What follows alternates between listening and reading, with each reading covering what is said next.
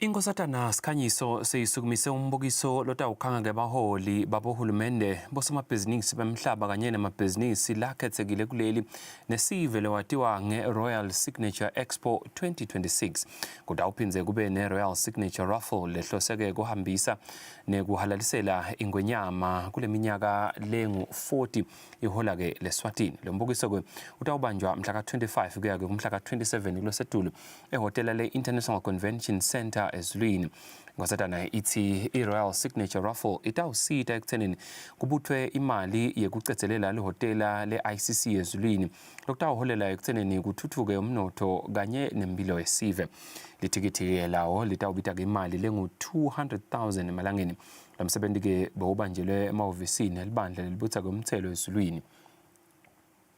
Inkosatana ichazile ukuthi i-Royal Signature Mega Raffle ayisiyo nje bumengemenge kodwa ikhombisa kwekuthi live lilungele kuhlanganyela nemabhizinisi lamakhulu yemhlaba futhi iconze kukhuthata kubumbana kwesive ekwenteni imisebenzi lemikhulu letawutfutfukisa umnotho.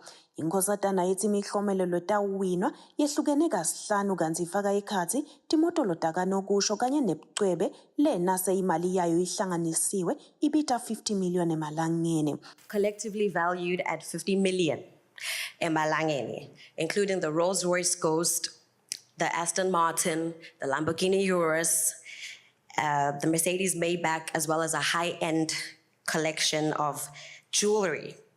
We are simply planting trees under whose shade we might never sit. And you might think, what's the point of investing? But for a ticket valued only at 200,000 emalangeni, one stands the chance to win a prize valued at 10 million emalangeni. Sekhutalwandle sithi bayethi unophakathi.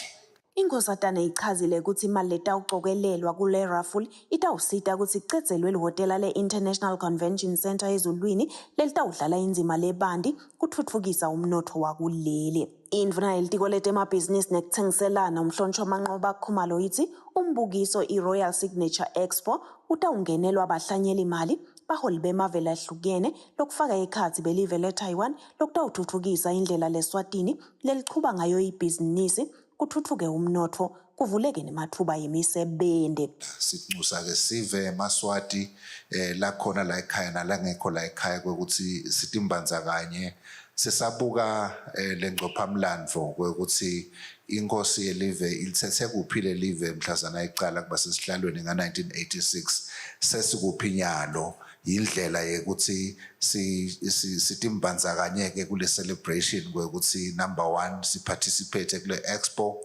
kwesibili siparticipate kule raffle draw, siphindze futhi sithi siwina kule raffle draw, siphindze sifake esivivaneni, siphonse esivivaneni. Itarget-ke ingwenyama lesinikete yona to raise kule raffle draw ngo-200 million emalangeni.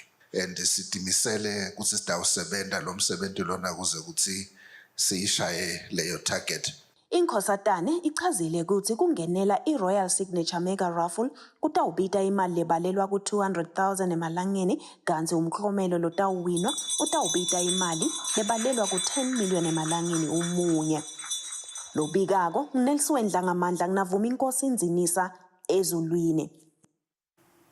Inhlangano leyasukunyiswa lizinyana umntwana wenkosi Lindane i-Lihle Lethu Foundation seyikhokheke